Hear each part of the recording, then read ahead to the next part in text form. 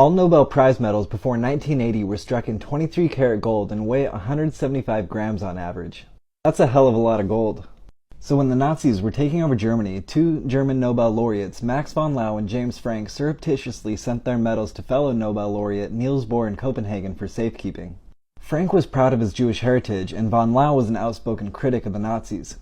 It was a risky thing to do. Sending gold out of Germany was illegal, and if they'd have been caught, they would have likely been killed for it. So in 1940, when German soldiers had overtaken Copenhagen, Bohr knew that they'd be paying his lab a visit. The medals were inscribed with the names von Laue and Franck, and if the Germans have found them, they may as well have been inscribed with a writ of execution.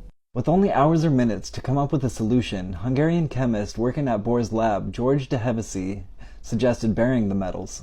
But Bohr thought it too risky, as a freshly dug grave for the medals would have been pretty suspicious. So as Hevesy wrote later, "I decided to dissolve it. While the invading forces marched in the streets of Copenhagen, I was busy dissolving Laue's and also James Franck's medals. But being one of the least reactive metals, gold isn't easy to dissolve at all. The only thing that really can dissolve it is a mixture of acids called aqua regia. 1 part nitric acid, 3 parts hydrochloric acid. Still, it's a slow-going process, and I bet he was sweating while he was watching the colorless liquid turn pink, then bright orange as the Noble metal dissolved away. But by the time they showed up to ransack the lab, all that remained was an inconspicuous beaker placed high on a shelf.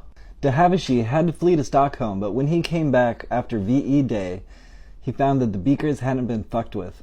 So he was able to precipitate the gold out of the solution and send it back to the Nobel Committee. The medals were recast and ultimately given back to Max von Laue and James Franck.